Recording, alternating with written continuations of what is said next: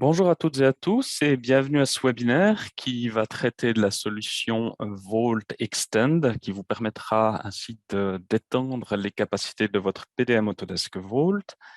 Je m'appelle Xavier Dumont, je suis le responsable technique et développement au sein de Urni Engineering. Je suis accompagné aujourd'hui de Pascal Urni, notre directeur, Jean-François Simon, notre technico-commercial 4PDM, et Xavier Collet, notre consultant et développeur de la solution Vault Extend. Avant d'entrer dans le vif du sujet, je vous rappelle que tous nos webinaires sont disponibles sur notre chaîne YouTube et sur notre site Internet. Vous avez ici la liste des derniers webinaires que nous avons présentés en gris. Et nous allons aborder aujourd'hui donc cette solution Vault Extend. À savoir qu'en début d'année 2022, nous traiterons du complément Inventor Tolerance Analysis notamment.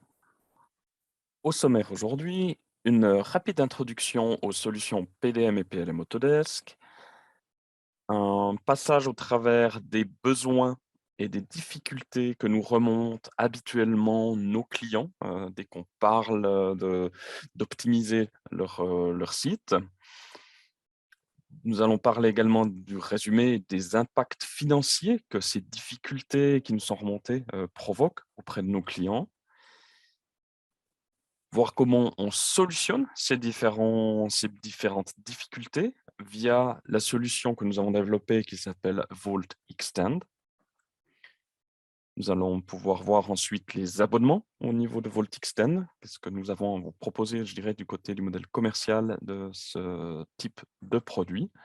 Les services qui accompagnent, c'est la mise en place de ce produit. Je dirais qu'au niveau du webinaire, nous en aurons pour une trentaine de minutes, suivi d'une étape de questions et réponses. Si pour une raison ou une autre, vous ne pourriez pas rester avec nous pour les questions, n'hésitez pas à nous contacter à info@urni.ch ou au 032 924 50 90. On se fera un plaisir de pouvoir vous informer, vous aiguiller vers la solution idéale selon vos besoins. Pour commencer, parlons de la solution globale PDM et PLM Autodesk en ayant une rapide vision globale de cette solution. Nous avons d'un côté la notion de PDM, qui est la gestion de données des produits. Le but, c'est vraiment d'avoir une gestion centralisée des informations autour de votre conception, de votre produit, des processus d'ingénierie. De l'autre côté, nous avons la notion de gestion de cycle de vie du produit. C'est l'approche PLM.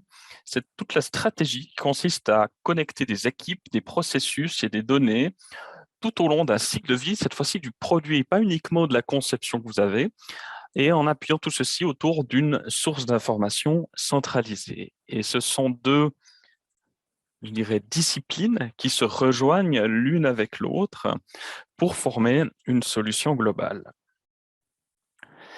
Du côté d'Autodesk, cette solution s'articule autour d'Autodesk Vault PLM. La partie Vault, telle que vous la connaissez, qui gère le PDM, l'aspect PDM va être intégré avec la CAO, gérer les accès à vos données, gérer vos révisions, permettre la conception simultanée et toutes les informations que vous auriez autour de votre conception. Mais aujourd'hui, il y a un réel besoin d'avoir une gestion au niveau des entreprises dans le cadre de lancement de nouveaux produits, gérer les différents types de nomenclature qui découlent de vos conceptions, gérer vos catalogues de produits, pouvoir centraliser, gérer la collaboration à l'interne et à l'externe, gérer les modifications, avec tout ce qui se passe en amont et en aval de modification d'une conception, et pouvoir gérer également la qualité, les différents retours qu'il pourrait y avoir autour. Et tout ceci se répond avec la partie Fusion Manage, 360 Manage, qui gère cette partie PDM pour traiter ces différents sujets d'une manière intégrée avec le PDM. C'est un rapide overview, vue générale de la solution Autodesk Vault PLM. Aujourd'hui, nous, on va se concentrer sur Vault Extend qui va compléter la part PDM ici du produit Vault. Pour commencer cette partie-là de la présentation, la question est de se dire quels sont les besoins et les difficultés habituellement rencontrés par nos clients. Il y a 4 grandes thématiques qui reviennent systématiquement quand on discute avec nos clients. Et ces thématiques s'articulent autour du fait d'automatiser, de simplifier, d'intégrer et de sécuriser. Ces différentes thématiques, si on les prend un peu dans l'ordre pour comprendre un peu plus en détail ce que signifient ces éléments, du côté de la thématique de l'automatisation, on nous demande fréquemment de générer des PDF automatiquement, de sortir des DXF pour du contrôle avec des systèmes, par exemple Vidéocad Marcel Aubert, d'enregistrer des JPEG. On aimerait qu'il y ait des JPEG qui se fassent pour intégrer ça dans les ordres de fabrication qui sortent de l'ERP, de publier automatiquement des steps pour la FAO, de classer des PDF, de les mettre au bon endroit sur le réseau avec une bonne structure de nom. Et la plupart du temps, nos clients ne désirent pas nécessairement faire de développement spécifique pour ça. Et donc, aimeraient avoir une solution plutôt intégrée. Toutes ces problématiques remontées, ces besoins remontés, on va essayer de les chiffrer pour se dire qu'est-ce que ça coûte pour une entreprise de gérer ces différents besoins de manière manuelle, puisque en finalité, c'est toutes des opérations qui peuvent se faire parfaitement à la main, mais elles ont un coût pour l'entreprise. On va partir sur ce principe d'une année, 44 semaines ouvrables, pour la partie automatisation. Disons qu'on va pouvoir déléguer ce genre de travaux à des techniciens ou des dessinateurs. Donc, on va partir sur un coût horaire d'une personne qui coûterait à votre entreprise environ 60 francs de l'heure. Et on va partir du principe qu'ils perdent 15 minutes par jour à faire ces différentes activités manuelles. Alors, je reste assez gentil, je dirais, quant à la durée et quant au coût horaire. Je suis certainement en dessous de la vérité, mais ça donne déjà un bon indicateur pour se dire, pour une personne, c'est quand même pas loin de 55 heures par année qui sont perdues, plus de 3 000 francs perdus par année. Multiplié après par le nombre de collaborateurs que vous auriez dans votre bureau d'études, les chiffres peuvent vite augmenter. Donc, on va garder un peu ça en tête pour aussi la suite, mais on se rend compte que aujourd'hui, gérer ce type de besoin peut coûter très fortement à votre entreprise. Si on parle du domaine de la simplification, on nous remonte assez souvent que des personnes veulent pouvoir sauvegarder ou rétablir leur configuration Vault parce qu'ils ont perdu leur colonne et ils aimeraient remettre les choses en place. Ils aimeraient, parce qu'ils travaillent avec les articles, que tout ce qu'on a publié rejoigne l'article Vault et que ça soit dans une même capsule avec le fichier Inventor et les documents que j'aurais publiés. Ils aimeraient créer aussi des structures projets avec toujours la même structure de répertoire parce qu'ils ont pris l'habitude. Il y a un dossier pour les devis, il y a un dossier pour les conceptions, un dossier pour les plans de contrôle.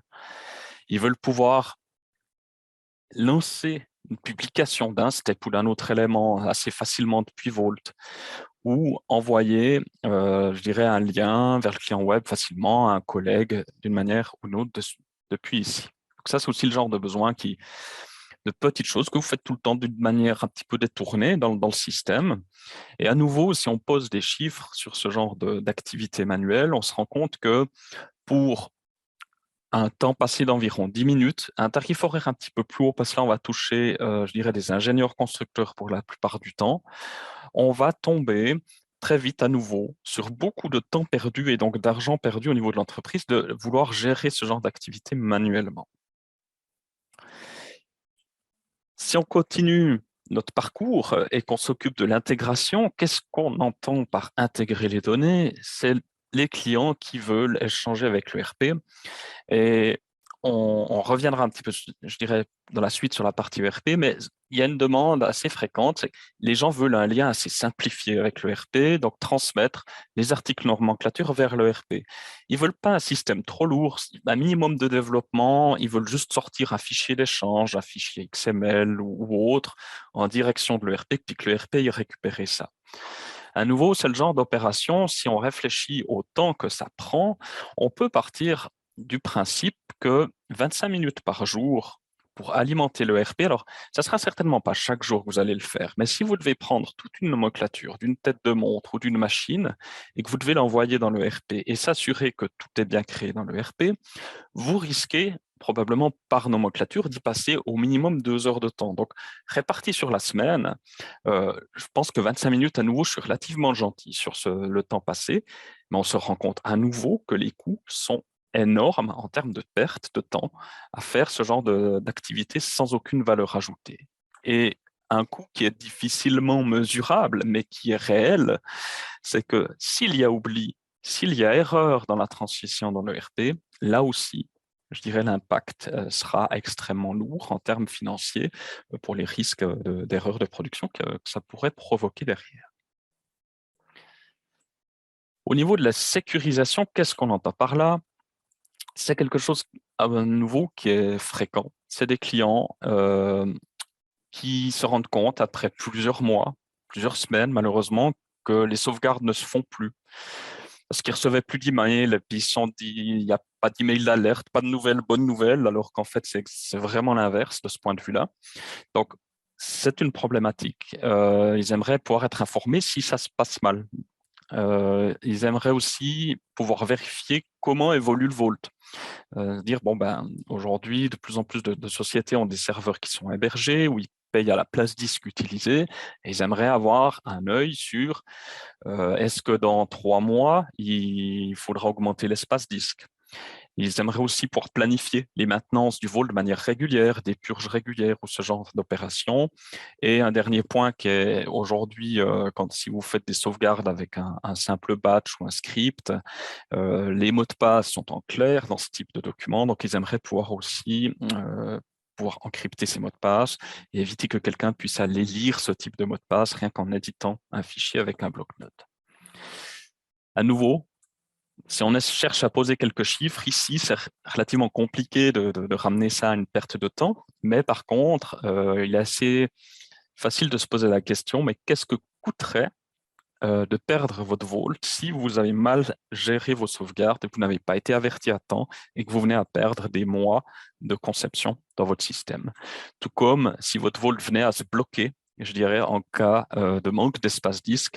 Là, je pense que vous allez vraiment, je dirais, fondre dans les abîmes en arrivant dans ce genre de problématique parce que vous pourriez être donc, soit avec une grosse perte de données, soit avec tout simplement un bureau d'études complètement bloqué, incapable de pouvoir travailler pendant ce blocage.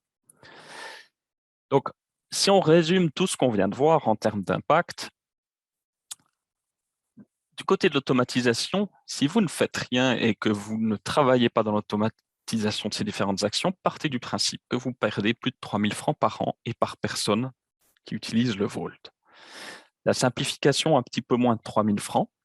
Vous pourriez gagner, je dirais, là, en confort et en rapidité en appliquant ce genre d'outils. En intégration, plus de 7 000 francs plus les coûts d'erreur et de saisie. Et au niveau sécurisation, on voit que le coût de l'inaction, ça serait la perte potentielle de vos données, voire le blocage d'un Vault en tout. Donc, si on ramène ça, en grosso modo, environ 13 000 francs en moyenne par année par ingénieur est perdu à ne rien faire autour de ces activités. Donc, le fait qu'on entende tout ça de manière régulière auprès de nos clients fait que nous avons développé une solution pour répondre à ces différents besoins et qui tombe sous la famille des Vault Extend. Donc, c'est des outils complémentaires, standards, que l'on a développés selon ces besoins usuels, remontés par nos clients. Donc, pour l'automatisation, nous sommes avec une proposition qui s'appelle Vault Extend Job Pro, qu'on va pouvoir découvrir plus en détail tout à l'heure. Pour la simplification, Vault Extend Add-in. Pour tout ce qui est intégration, export vers l'ERP, Vault Extend Job Pro Data Export. Et le dernier pour la sécurisation, Vault Extend Backup. Le pourquoi des travaux à ce niveau-là, c'est surtout lié au fait que c'est un produit dans lequel nous n'avons pas encore démarré le développement. Nous avons les différents projets qu'on vous a expliqués et on va pouvoir faire évoluer ce produit dans le courant de l'année prochaine. Parlons maintenant du positionnement de la solution. Donc, vous avez certainement un système natif de gestion de données, Autodesk Vault Workgroup ou professionnel en place chez vous. Et selon les besoins exprimés par nos clients, on met en place des produits avancés tels que des solutions ColorRange Power Jobs, Power Event, Power Gate, pour, je dirais, répondre à des besoins avancés avec des besoins très spécifiques qui vous est propre, donc avec une part de développement, donc de créer un cahier des charges, de savoir qu'est-ce que vous aimeriez avoir et qu'on puisse développer au travers de ces différentes solutions, voire que l'on développe carrément un complément 100% personnalisé avec du langage Microsoft.NET dans ce genre de cas. Et VaultExtend vient en fait se positionner dans un besoin intermédiaire pour des besoins généraux, pour des clients qui n'ont pas forcément besoin d'avoir un outil développé, je dirais d'une manière qui va répondre à des besoins très très spécifiques, et de rester ainsi sur quelque chose de standard qui ne nécessite pas de développement, que vous pouvez configurer vous en tant que client de manière autonome. Et c'est là que s'inscrit ce type de produit et de solution VaultExtend. Je profite ici de vous expliquer que VaultExtend n'est pas compatible avec Vault Basic. Il vous faut donc obligatoirement votre workgroup ou professionnel. Et VaultExtend est compatible au niveau des versions 2020, 2021 et 2022 des produits que je viens de mentionner. Donc, si on regarde en détail VaultExtend Job Pro au niveau de ses fonctionnalités. Les buts principaux de cet outil, c'est d'automatiser les exports de fichiers d'échange, que ce soit 2D ou 3D, PDF, DXF, des DXF vidéo 4, des STEP, des images et tout autre format dont on va venir lister tout à l'heure plus en détail.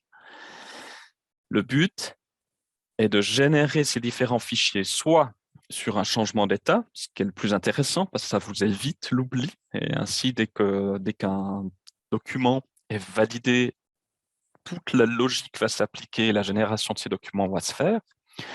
Et également la possibilité de lancer ça par tout simplement à la demande, en faisant un clic droit, j'aurais besoin du PDF, et puis de lancer ainsi la création de ces documents d'échange. Un autre but de ce produit, c'est que cette configuration, elle doit vous être accessible. Vous devez pouvoir être complètement autonome, et c'est ce que vous propose VaultExtend Job Pro, autonome dans la configuration. Vous allez pouvoir définir les différentes options de publication sans faire appel à du développement spécifique à maintenir. Les fonctionnalités, c'est, première chose, de pouvoir gérer les noms des fichiers qui seront publiés. Donc, toute une boîte de dialogue de configuration va vous permettre, selon des propriétés ou des valeurs fixes, de définir comment s'appellera votre PDF, votre STEP ou j'en passe. Vous allez pouvoir gérer la destination. Où est-ce que ce fichier doit être stocké? Est-ce qu'on l'envoie dans le Vault? Si on l'envoie dans le Vault, où est-ce qu'on l'envoie? Dans quelle structure? Est-ce qu'on l'attache au fichier d'origine? Comme ça, vous pourriez avoir votre plan, et sous votre plan, vous voyez directement les DXF et les PDF associés. Est-ce que dans la destination, on va aussi pouvoir définir une destination externe. Est-ce qu'on envoie ça sur votre réseau informatique, sur un partage à nouveau? Est-ce qu'on envoie le tout dans un simple et unique dossier ou pas? Ou est-ce qu'on garde la structure, je dirais, que Vault a créée pour le stockage de vos fichiers? On va aussi pouvoir, au niveau de ces fonctionnalités, gérer les états, les révisions, pour savoir si on aligne ça par rapport au fichier d'origine ou non. Tout comme les propriétés, c'est un avantage, c'est que le PDF ou le STEP que vous allez pouvoir générer va récupérer les propriétés qui proviennent du fichier source, donc ce qui va vous permettre aussi une recherche facilitée. Vous allez aussi pouvoir définir dans le système dans quel cadre et dans quel cas plutôt le fichier est publié. Donc, vous pouvoir mettre des filtres pour lui dire de me générer des XF que si c'est un IDW, des steps que si c'est un IPT, et puis peut-être pas faire de step d'assemblage, ou si vous voulez le faire pour les deux. C'est quelque chose que vous pouvez gérer de ce point de vue-là. Vous allez également pouvoir définir au niveau des PDF l'ajout de filigrane que vous allez pouvoir construire aussi. C'est complètement configurable. Construire le petit tableau qu'on voit ici en bas de l'écran, où vous pourriez établir des en-têtes avec des valeurs qui proviennent du Vault, et ça vient rajouter sur le filigrane en direct, avec possibilité d'ajouter des colonnes ou des lignes supplémentaires dans tout ce texte. Quels sont les formats et les licences nécessaires pour ce type de publication, puisqu'en fait, ces publications vont être déportées sur un PC Job Processor, que vous connaissez peut-être déjà pour l'usage que vous en auriez dans votre Vault. Les formats publiés sont déjà de type 3D, je dirais neutre. Ça peut être STEP, SAT, du JT, de l'OBJ, de l'EGES, donc ils sont un peu les formats standards d'échange. Dans ce cas-là, le PC qui va publier tout ça n'a besoin qu'une licence Vault Workgroup ou d'une licence Vault professionnelle pour ce type d'export. On va pouvoir également exporter des PDF avec ou sans filigrane. À ce niveau-là, Vault est suffisant. Exporter du DVG ou du DXF, Vault est toujours suffisant de ce côté-là, pas besoin de licence complémentaire. Vous allez pouvoir exporter des DXF VideoCAD. Alors, si vous ne savez pas ce qu'est cet export DXF VideoCAD, je vous encourage à venir suivre, je vais juste retirer ici. Je vous encourage à venir suivre, en suivant ce QR code, l'explication de notre webinaire qui présentait quelles étaient les fonctionnalités d'InventTools Watch avec l'export VideoCAD. Donc, pour ce type d'export, on a besoin, dans ce cas précis, d'une licence Inventor et d'une licence InventTools Watch pour lire et générer ce type de document fait pour les machines de contrôle VideoCAD de Marcel Aubert. On va pouvoir exporter en format CATIA V5, Pro et Parasolid. Là, on est aussi toujours uniquement du côté Vault, Workgroup ou Pro. Faire de l'export d'images. Alors là, nous avons besoin, dans le cas de l'export d'images, d'un Inventor et d'un InventTools, puisque les formats d'images vont être pouvoir générer selon une orientation bien précise de la pièce, en changeant les fonds d'écran et les fonctionnalités qu'on a habituellement dans les InventTools. Et nous réfléchissons à développer comme future fonctionnalité un export automatique des gammes de contrôle qui sortent d'InventTools Control. À nouveau, si vous ne savez pas ce que fait InventTools Control, vous pouvez suivre une partie du webinaire qui a été consacré à cet outil-là en suivant le lien qu'on retrouve ici en bas de page, mais qui va permettre de créer des exports Excel qui ont pour but d'être réimportés dans des produits de suivi et de contrôle tels que le système Quick Control pour le contrôle de pièces. Maintenant, intéressons-nous à l'outil VaultXtend Add-in. Les buts principaux de cet outil sont de combler les manques du produit natif, d'intégrer des automatismes pour gagner en productivité, de servir de plateforme pour de futures fonctionnalités. Donc là, je dirais, n'hésitez pas, s'il y a une chose que vous faites dans votre client Vault qui est toujours très répétitive, vous dites, c'est dommage qu'il n'y ait pas un outil qui permette d'automatiser ces 4 étapes que je fais systématiquement. VaultXtend Add-in aura vraiment ce rôle-là de pouvoir recueillir, tout comme on l'a fait pour les InventTools liés à Inventor pour combler ce type de manque. Les fonctionnalités de VaultXtend Add-in sont la capacité ici de pouvoir venir sur un fichier, copier facilement le lien web sans devoir forcément faire un mail, ce qui est assez pratique si on veut échanger par MS Teams ou autre avec un collègue, dire voilà, ça c'est le plan dont je te parlais, va juste regarder dessus, on arrive directement dans le client web au bon endroit et il n'y a plus qu'à consulter le plan. Donc ça, à nouveau, il y a des solutions de le faire sans VaultXtend Add-in, mais passant par X petits clics à gauche, à droite. On a simplifié les choses en le rendant disponible immédiatement. Autre fonctionnalité, la création selon un gabarit de dossier. Donc, on va pouvoir ici lui demander de créer une structure, créer un nouveau dossier, de prendre une structure préétablie, puisque j'ai l'habitude, quand je crée un projet, d'avoir toujours ces sous-dossiers systématiquement créés. Et comme ça, j'ai juste à renommer mon dossier et je suis prêt ici au niveau de ma conception, au niveau de mon projet pour commencer de travailler à l'intérieur.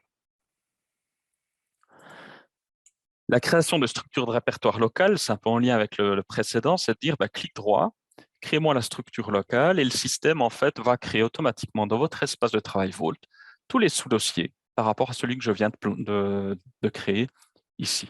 Donc comme ça, vous avez vraiment accès à ces différents éléments sans devoir les faire un à un pour aller au dossier de travail et commencer de travailler dans Inventor. Vous allez pouvoir aussi lancer des jobs avec ce VaultXtend Add-in de manière manuelle. C'est en complément avec ce qu'on discutait tout à l'heure de VaultXtend Job Pro. Donc, vous allez pouvoir retrouver sous le clic droit les lancements des différents jobs que vous aurez créés et ajoutés dans le système. Et une autre fonctionnalité est la sauvegarde et déploiement de sauvegarde centralisée, de la config centralisée. On voit ici une config où en fait rien n'était configuré, j'ai pas de recherche, j'ai rien.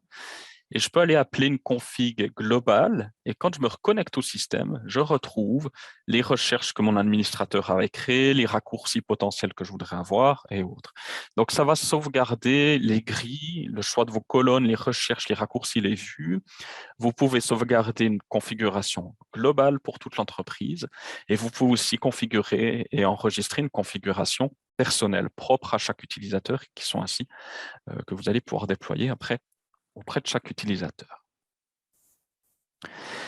Une autre fonctionnalité de cet add-in, c'est l'ajout automatique si vous travaillez avec les articles et nomenclatures. C'est que tous les documents que vous avez demandé de générer avec Extend Job Pro, on parlait tout à l'heure des DXF, des STEP, des PDF, il va vous les ajouter automatiquement dans les articles. Lorsque vous allez créer l'article ou vous mettez à jour l'article, il va récupérer les documents qui étaient liés au fichier d'origine. Comme ça, vous avez tout dans un package. Quand vous vous connectez à l'article, vous allez consulter l'article, vous retrouvez tous les éléments complémentaires. Ultixtend Job Pro Data Export, au niveau des exports, les buts principaux de ce produit, c'est vraiment de permettre un export qui soit neutre en direction de l'ERP sans faire de développement spécifique. On a choisi pour ça un format qui est le format XML et qui permet d'exporter sans se soucier de quel est l'ERP en face, toutes les informations liées à un fichier, les informations liées à un article et les différentes nomenclatures qui sont liées à cet article, de pouvoir déclencher ça sur un changement d'état. Donc, dès que vous validez un article, les informations vont être exportées et le RP va pouvoir venir cueillir ensuite ce XML pour être alimenté. Tout ça est fait à la base aujourd'hui sur un projet client qui est en cours et nous travaillons avec ProConcept pour cette reprise de fichiers XML. Mais ça reste, comme on l'a dit, l'export est neutre, donc il n'est pas typé pour ProConcept. Il est vraiment fait aussi pour que d'autres types d'ERP puissent venir le lire. Les fonctionnalités, donc on a dit format d'export XML ou JSON, qui est un autre type de format d'échange que l'on peut utiliser ici. Au niveau fichier, on exporte les propriétés du fichier, on va exporter les liens vers le client web ou le client lourd directement, si on veut pouvoir depuis le RP renaviguer vers le Vault, et également d'exporter quels seraient les fichiers liés, les fichiers de visualisation qui sont liés pour savoir où ils se situent. On va pouvoir, au niveau des articles, exporter les propriétés de l'article, les premiers niveaux de nomenclature qui vont avec les différentes lignes de nomenclature, les propriétés de ligne, les quantités de fichiers, les fichiers attachés, etc. Donc, on va pouvoir vraiment transmettre de manière exhaustive toutes les informations que le RP aura besoin et ensuite, il fera son marché à l'intérieur de ces données. Intéressons-nous maintenant au Vault Extend Backup, dans le but de sécuriser donc votre Vault. Les buts imaginés pour ce futur produit, et là, je dirais, on aura aussi besoin de vous, c'est donc de gérer les sauvegardes du Vault, d'assurer des notifications même en cas d'erreur d'envoi d'email. Donc, l'approche que nous allons mettre en place, c'est que des personnes désignées dans le système, quand ils se connectent au Vault le matin, s'il n'y a pas de sauvegarde depuis, imaginons, 3 jours ou depuis 2 jours, quelque chose à définir en fait dans la configuration, vous avez une alerte qui vous dira « Attention, il n'y a pas de sauvegarde valable depuis tant de temps, est-ce normal ?»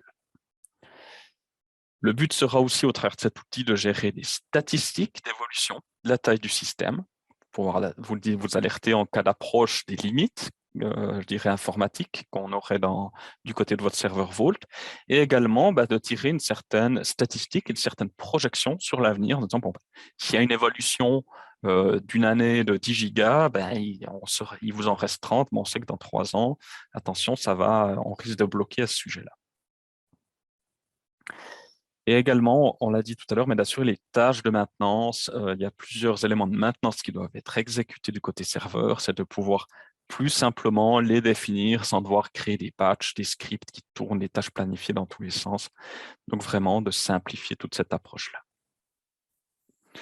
Encrypter les mots de passe, je vous en ai parlé tout à l'heure, mais le but est justement d'avoir tout ça aussi de manière cryptée sans permettre la lecture via un simple bloc-notes un bloc-notes Windows.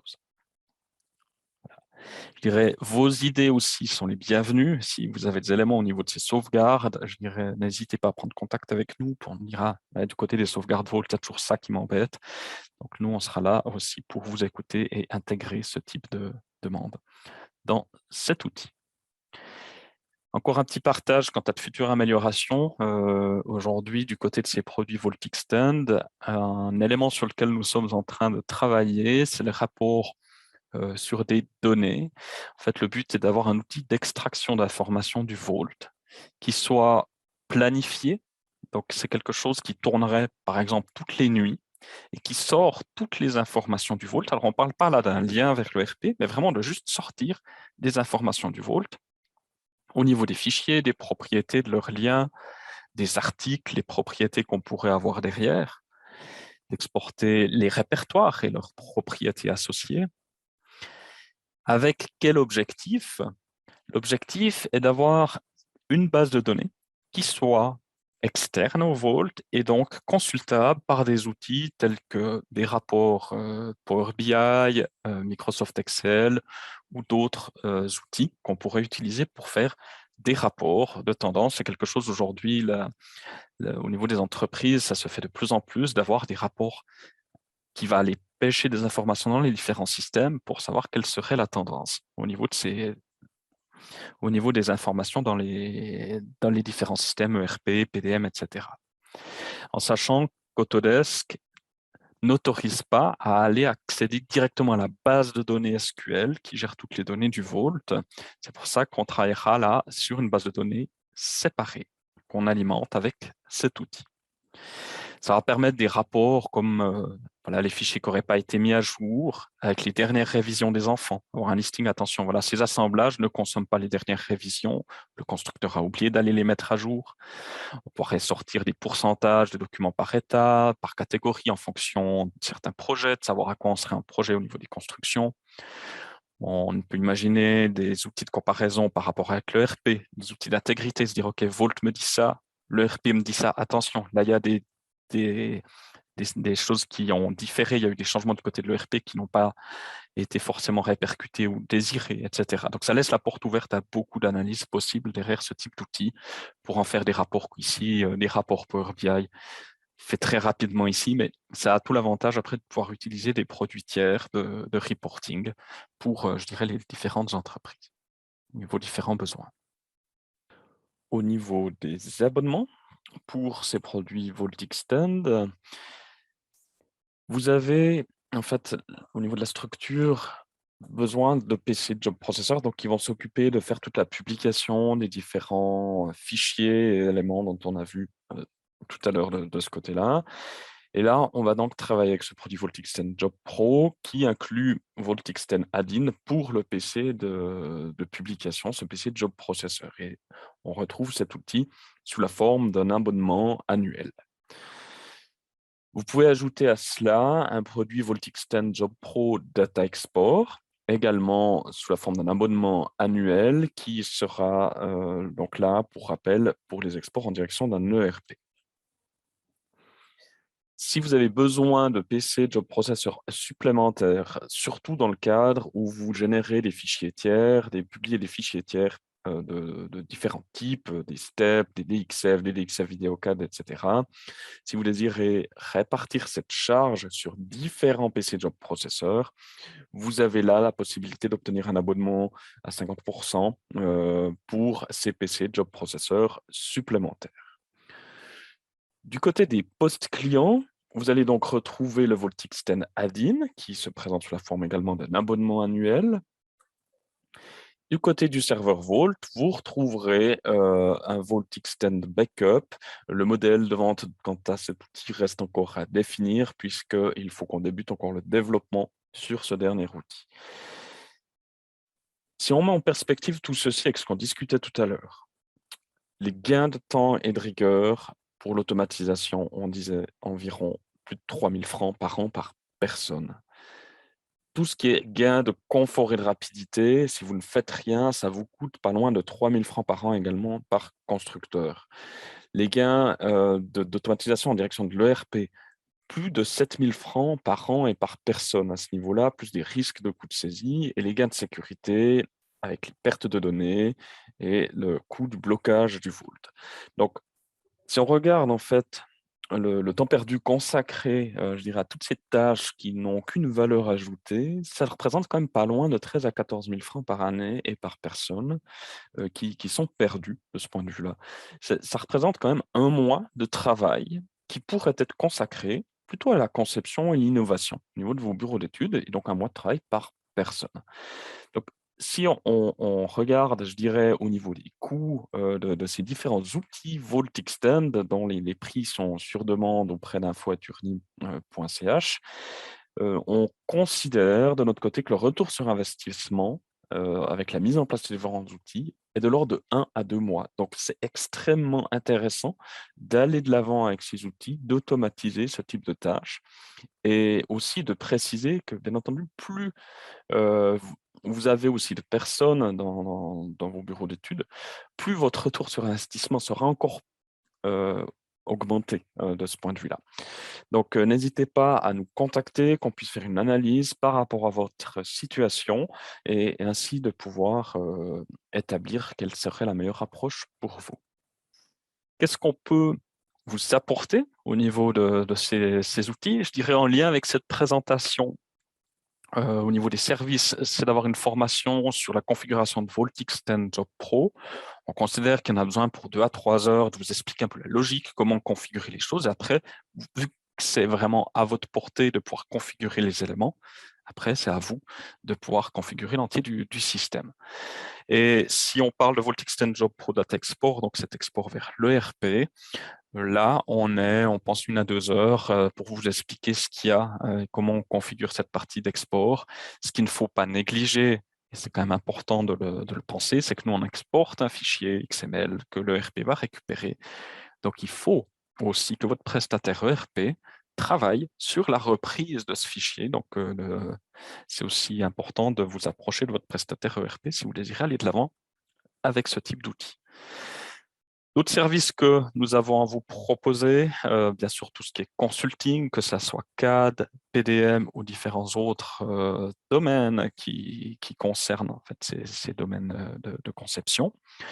Tout ce qui est service d'installation, de mise à jour, de montée en version, le support technique, la vente de stations de travail, HP.